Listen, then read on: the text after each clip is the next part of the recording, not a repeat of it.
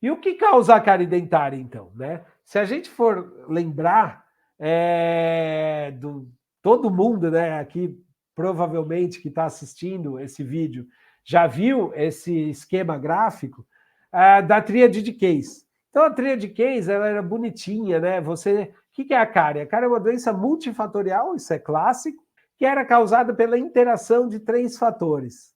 Um hospedeiro suscetível, que seria uma pessoa, um indivíduo que tenha dentes, então a cárie dentária só vai acometer os tecidos duros do dente, é preciso que a criança, que a pessoa tenha dente para ser suscetível à cárie. Então, bebês, antes da erupção dos dentes tecidos, eles não são suscetíveis à cárie, tá?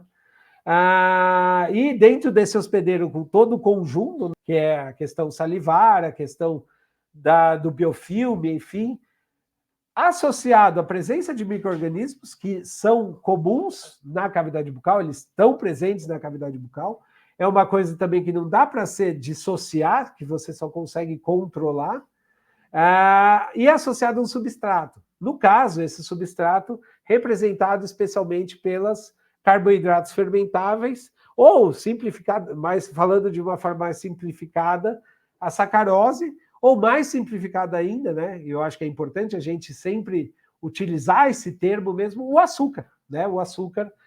Então, associado, esses 3 fatores associados, em conjunto, levava à ocorrência da cárie.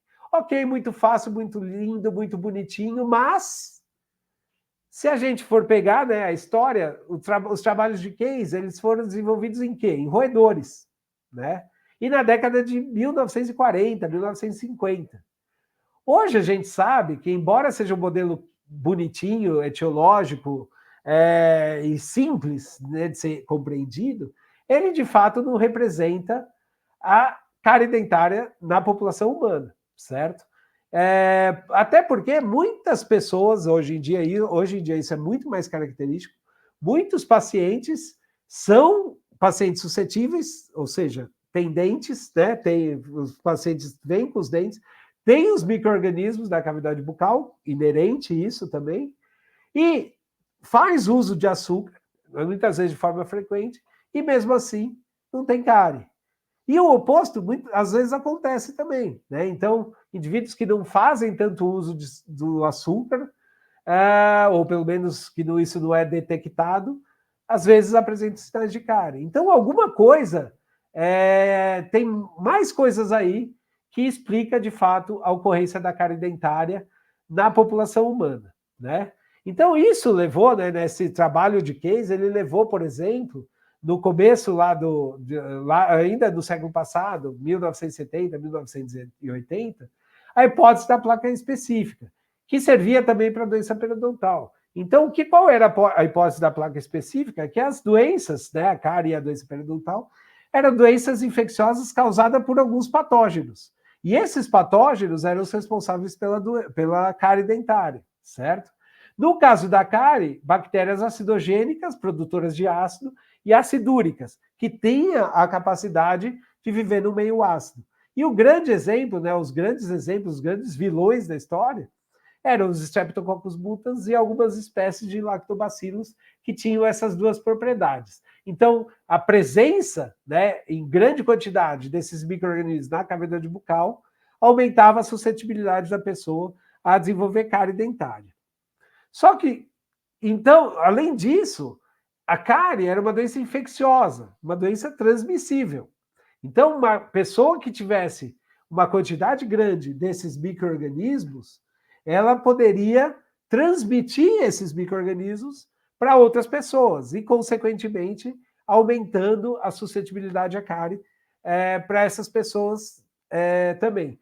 Isso implicava muito na questão da pediatria, da odontopediatria. Quem nunca se lembra, né, das nossas orientações para as mães não evitarem a transmissão de micro-organismos cariogênicos para suas crianças. Evitar através de assoprar a comida ou aquele hábito que muitas pessoas tinham ou têm ainda, da chupeta cair no chão, a mãe pegar, põe na boca para limpar, dar aquela limpadinha, e daí pôr na boca da criança, ou até o beijo, né? Então, muitas vezes, as mães eram orientadas a não beijar seus filhos na boca, não beija seus filhos na boca, porque vai transmitir a cárie dentária ou os micro-organismos, e isso podia levar à ocorrência da cárie dentária.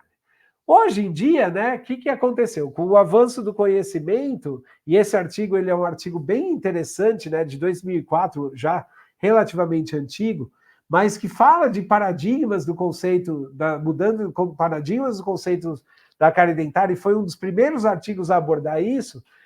E um dos paradigmas que ele propõe, né, que o professor Feierskov, que é um dos papas da cariologia, propõe a alterar é justamente essa questão, né, de que a doença cárie é uma doença transmissível e infecciosa, e a partir desse século, né, do começo dos anos 2000, esse conceito de cárie dentária como uma doença infecciosa, transmissível, ela tem mudado muito para hoje uma hipótese um pouco mais condizente com a realidade, que é a hipótese do desequilíbrio ecológico. Então, o que de fato ocorre, né?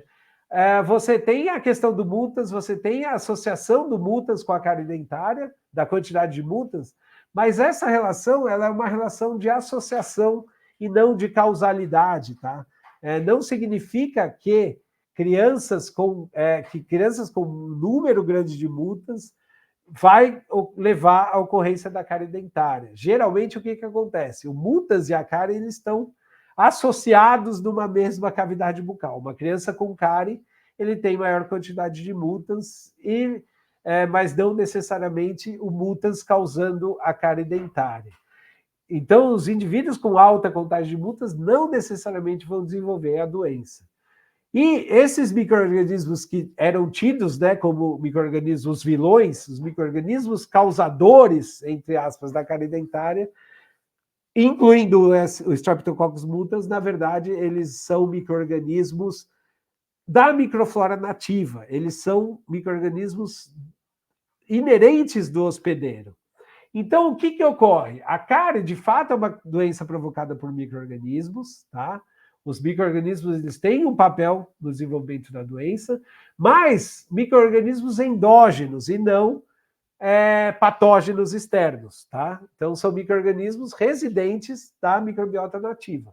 E o que causa a doença não é a presença ou a mesma contagem desses micro-organismos, mas sim um desequilíbrio nessa microbiota. E esse desequilíbrio ele pode ser provocado por vários fatores, dessa microbiota endógena. Provocado por vários fatores. Mas para a cárie dentária, especialmente, né, são outros fatores, muitos fatores, mas a gente pode enfatizar aqui o papel da ingestão de açúcar. Então, o que acontece de fato? Uma pessoa que tem um hábito de uma ingestão frequente de açúcar, em altas quantidades, em alta frequência, essa ingestão ela vai favorecer a proliferação de micro-organismos endógenos, certo? Da microbiota nativa, mas que sejam capazes de metabolizar esse açúcar, produzindo ácido e um ambiente mais ácido que faça, né, com que esses micro-organismos mais acidúricos consigam se sobrepor aos demais. E esse desequilíbrio, né, por conta da ingestão de açúcar, que leva a maior produção de ácido, maior proliferação desses micro-organismos acidogênicos e acidúricos, vai levar, então, à questão da ocorrência da cárie dentária, e isso faz, então, com que hoje a cárie dentária ela siga a hipótese ecológica da placa, não causada por micro-organismos específicos, mas sim por esse desequilíbrio ecológico que ocorre na microbiota nativa. E, novamente, né, aparentemente, até então, a aula está muito teórica, né, parece com pouca aplicação, mas não.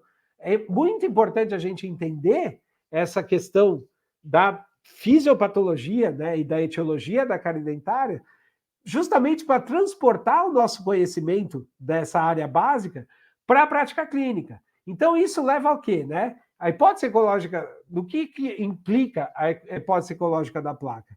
Implica em muitas questões que eram feitas no passado e que não fazem muito sentido. Então, por exemplo, a vacina, né? Então, muito se estudou desde a década de 70 que se estudou a produção de vacinas contra a cárie, e até hoje nunca foi nenhum tipo de produto foi capaz, né, de controlar a cárie dentária por um motivo muito simples, né, porque o target é errado.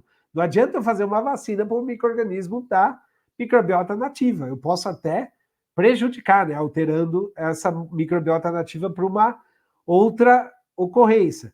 A questão também dos enxaguatórios bucais, não à base de flúor, mas que visam os enxaguatórios bactericidas e bacteriostáticos, né? Aqueles que visam eliminação de parte desses micro-organismos. Então, hoje, a gente sabe que não faz sentido, por exemplo, eu pensar em controle de cárie dentária com clorexidina, né? Porque eu não preciso matar micro-organismos, eu preciso controlar aquele ambiente que levou aquele desequilíbrio. Ou mesmo avaliações de testes de risco através de contagem de multas. E também eu trago um gancho, né? Vocês vão ter uma parte especial sobre tratamento das lesões cariosas, mas só para dar um spoiler, talvez para vocês, isso também implica na questão da remoção parcial do tecido cariado, ou mesmo a não remoção do tecido cariado, né? Mesmo quando essas lesões de cárie já estão relativamente profundas. Por quê? Porque não é o fato de eu ter micro-organismos aqui na dentina que vai fazer com que essa lesão progrida até atingir a câmara, até o dente ter o envolvimento pulpar, certo? Então é muito importante que a gente entenda isso, que dificilmente alguma terapia, ou mesmo ou estratégia diagnóstica, ou mesmo terapia ou de prevenção relacionada ao controle de micro-organismos para a cárie dentária não vai funcionar, porque a hipótese específica da placa já não é mais aceita nos dias de hoje. E também, né, eu trago aqui essa questão, né? Não faz no mínimo sentido a gente fazer esse tipo de orientação para as mães de evitar a transmissão de micro-organismo de mãe para os filhos, deixa beijar, deixa fazer o que quiser.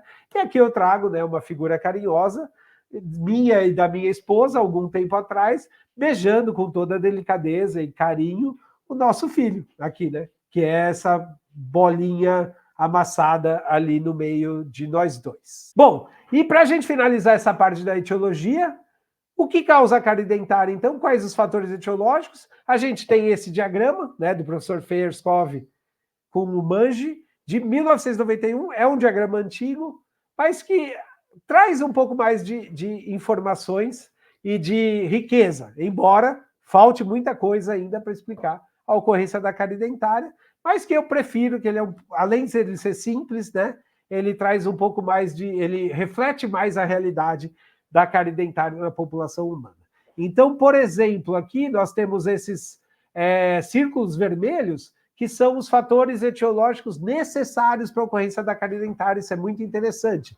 Sem esses dois fatores, não há como ter cárie dentária, que é o dente e o depósito microbiano.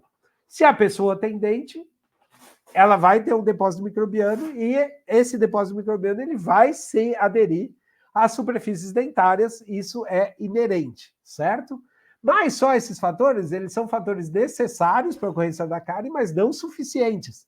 É preciso que outros fatores que estão envolvidos em todo esse ambiente bucal exerçam alguns papéis para que determinar se a cárie dentária vai ocorrer ou não. E que fatores são esses? Vários fatores relacionados ao próprio hospedeiro, como as questões relacionadas à saliva, composição, capacidade tampão da saliva, a questão da dieta, né, de composição, frequência, capacidade de ingestão, frequência de ingestão de açúcar, assim como a capacidade de remoção do açúcar, o clearance salivar, por exemplo. E também um fator que é extremamente importante nos dias de hoje, que a gente vai ser o assunto de uma próxima interação nossa, que é a questão do flúor. Não tem como a gente hoje desvincular a questão do flúor do papel da formação, da etiologia da formação da cárie dentária. Mas só esses fatores biológicos, aqui no círculo amarelo, eles também ajudam a explicar a etiologia da cárie dentária, mas eles não explicam totalmente. Então, se a gente notar aqui ao redor, você tem alguns fatores modificadores importantes. E fatores modificadores, todos eles relacionados aqui aspectos sociais, né? Aspectos socioeconômicos. Então, hoje a gente sabe que as desigualdades sociais, né, elas têm um papel importantíssimo na ocorrência da cárie dentária.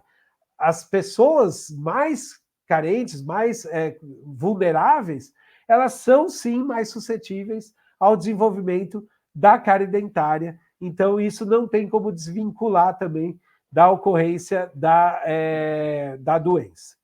Então, hoje a gente sabe que essa desigualdade social, e nos países que têm maior desigualdade social, essa população mais vulnerável, ela vai ser mais suscetível, sim, à ocorrência da cárie dentária, certo? Bom, era isso que eu queria falar com vocês da parte de etiologia.